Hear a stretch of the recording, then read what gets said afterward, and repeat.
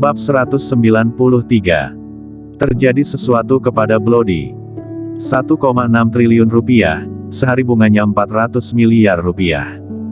Bagaimana melunasinya? Wajah Klantang langsung pucat dan sekujur tubuhnya lemas. Dia merasa langit gelap gulita dan dia berencana untuk mati.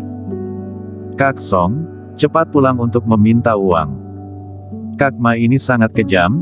Jika kamu tidak melunasi hutang ini, jangankan kamu, bahkan keluarga Tang juga akan hancur. Kata gadis yang seksi dan menawan itu. Dia bernama Amira Liu, dia adalah karyawan di kasino bawah tanah ini. Dia bertugas untuk melayani para pejudi besar di kasino. Mendengar ucapannya, Klantang langsung bergidik ketakutan. Dia berdiri dan ingin pergi, tapi sekujur tubuhnya lemas dan dia sama sekali tidak dapat menggerakkan kakinya. Dia sendiri tidak tahu bagaimana caranya dia pulang. Sesampainya di rumah, dia berbaring di tempat tidur dan tidak ingin bergerak sama sekali, dia bahkan tidak makan malam. Beberapa kali, dia membuka jendela dan ingin melompat keluar jendela. Namun, dia tidak berani. Setelah makan malam, di kamar Klutang. Klutang sedang membahas masalah perusahaan dengan Kingston Jiang.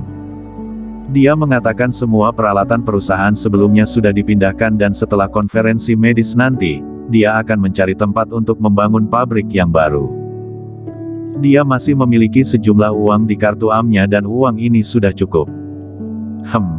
Kingston Jiang tidak mengatakan apa-apa. Forseas bisnis melakukan semua ini karena dirinya. Klutang hanya terseret dalam masalah ini. Dia akan mengingat dendam ini. Kelak dia akan membuat Forseas bisnis yang berasal dari 4 keluarga besar membayar dengan harga yang mahal. Sementara di kamar yang lain, Klantang ingin jujur kepada keluarganya, tapi dia tidak berani. Karena dia tidak hanya menghabiskan uang 1 triliun yang berada di dalam kartu Klutang, tetapi dia juga telah meminjam uang senilai 1,8 triliun rupiah dengan bunga yang besar. Dia benar-benar tidak berani mengatakannya. Malam berlalu dengan tenang. Keesokan harinya, matahari belum terbit. Kingston Jiang masih tertidur. Ponselnya berdering dan membangunkannya.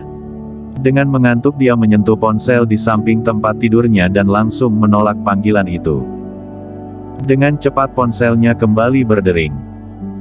Kingston Jiang akhirnya membuka matanya lalu berguling dan bangkit. Dia mengambil ponsel di meja di samping tempat tidur dan mendapati panggilan telepon itu dari sebuah kota di perbatasan Belantara Selatan. Kemudian dia menekan tombol jawab.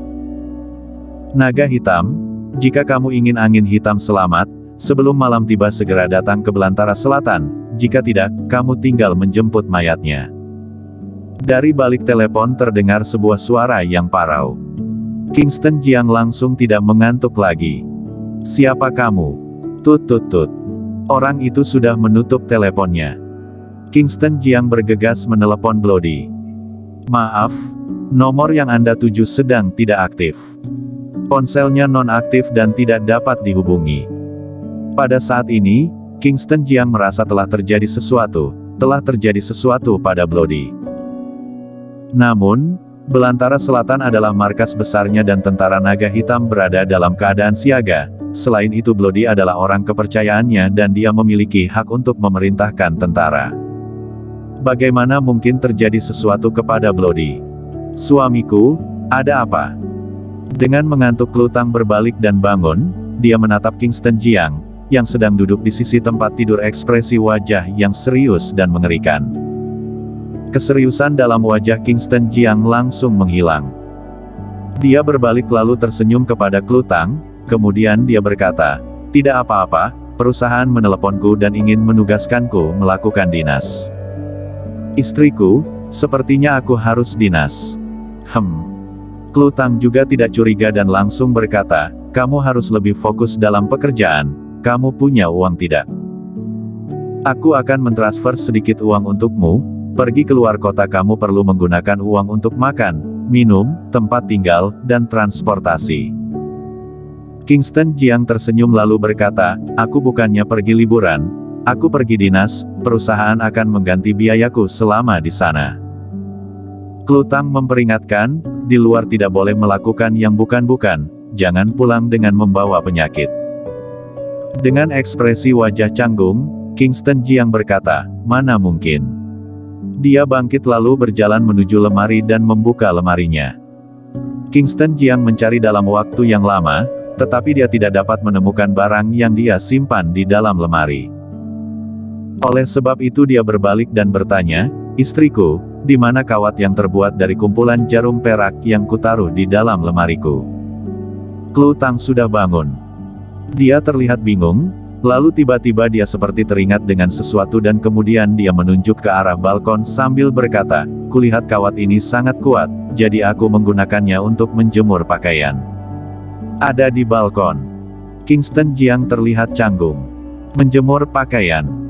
81 jarum mematikan digunakan untuk menjemur pakaian.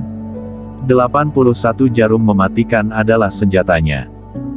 10 tahun yang lalu senjata ini dia dapatkan saat dia mendapatkan ilmu pengobatan misterius. 81 jarum ini merupakan jarum perak yang sangat istimewa jadi dapat dibentuk menjadi kawat baja istimewa. Kingston Jiang pergi ke balkon. Di balkon tergantung sebuah kawat baja dan di atasnya tergantung beberapa pakaian dalam. Otot-otot wajah Kingston Jiang langsung berkedut. Dia memindahkan pakaian dalam itu lalu mengambil 81 jarum mematikan.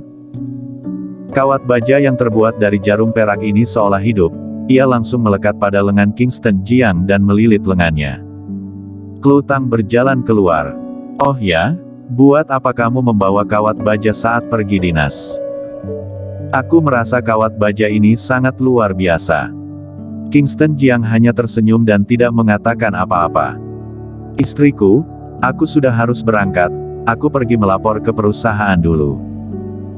Selesai berbicara, dia masuk ke dalam kamar lalu mengeluarkan mantel hitam dari dalam lemari dan memakainya. Klu Tang hanya mengingatkan, hati-hati di jalan. Baik. Kingston Jiang berbalik dan langsung keluar. Setelah meninggalkan rumah, senyuman di wajahnya menengang dan raut wajahnya langsung berubah menjadi serius. Dia mengeluarkan ponselnya dan segera menghubungi Raja Xiaoyao. Kak Xiaoyao, segera siapkan helikopter untukku. Aku mau pergi ke Belantara Selatan. Raja Xiaoyao ingin bertanya buat apa dia pergi ke Belantara Selatan, tapi Kingston Jiang sudah menutup telepon. Tak lama, area militer Jiangzhong, di sebuah lapangan terbuka. Sebuah helikopter muncul di lapangan itu. Di depan helikopter berdiri seorang pemuda yang mengenakan mantel hitam dan seorang pria paruh baya yang mengenakan jubah perang. Raja Xiaoyao bertanya, buat apa kamu pergi ke Belantara Selatan? Sekarang kamu sudah mengundurkan diri, kamu sudah bukan naga hitam lagi dan kamu tidak berhak memerintahkan tentara naga hitam. Raja Xiaoyao bisa merasakan aura membunuh yang terpancarkan dari diri Kingston Jiang. Dia pun langsung mengerutkan keningnya, ada apa, apa yang telah terjadi? Kingston Jiang meliriknya lalu berkata, hanya masalah sepele. Apakah kamu butuh bantuanku? Tanya Raja Xiaoyao bertanya. Dia tidak tahu apa yang terjadi, tetapi melihat raut wajah Kingston Jiang, dia dapat menilai ini sama sekali bukan masalah sepele, sebaliknya merupakan masalah yang sangat besar. Kingston Jiang sedikit mengayunkan tangannya. Lengan bajunya berayun dan dia berjalan masuk ke dalam helikopter. Helikopter itu lepas landas dengan perlahan, lalu dengan cepat menghilang dari pandangan Raja Xiaoyao. Raja Xiaoyao juga mengeniritkan keningnya. Tidak ada angin tidak ada hujan buat apa dia pergi ke Belantara Selatan. Dia mengeluarkan ponselnya dan menelepon Bloody. Maaf, nomor yang Anda tuju sedang tidak aktif. Raja Xiaoyao mengerutkan keningnya sambil bergumam, ada apa, kenapa ponselnya non-aktif? Saat ini dia memiliki firasat yang buruk. Kingston Jiang pergi ke Belantara Selatan, pasti telah terjadi masalah besar, pasti akan terjadi sesuatu di Belantara Selatan, dan ini adalah masalah yang besar. Hanya saja dia tidak tahu apa yang sedang terjadi. Namun, dia tidak terlalu khawatir. Meskipun Kingston Jiang sudah mengundurkan diri. Namun, tentara naga hitam setia kepadanya.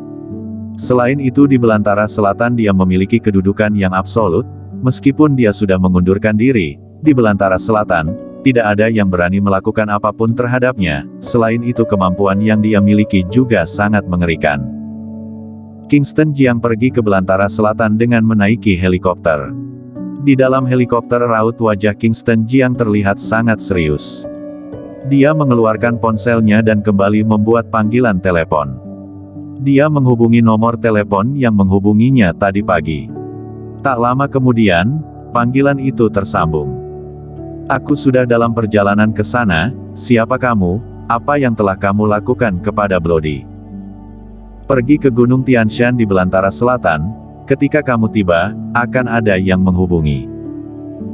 Kuperingatkan padamu, tidak peduli siapa kamu, jika Bloody kehilangan sehelai rambut saja, aku akan membuatmu hidup segan mati tak mau. Tut tut tut. Orang itu menutup teleponnya. Bersambung.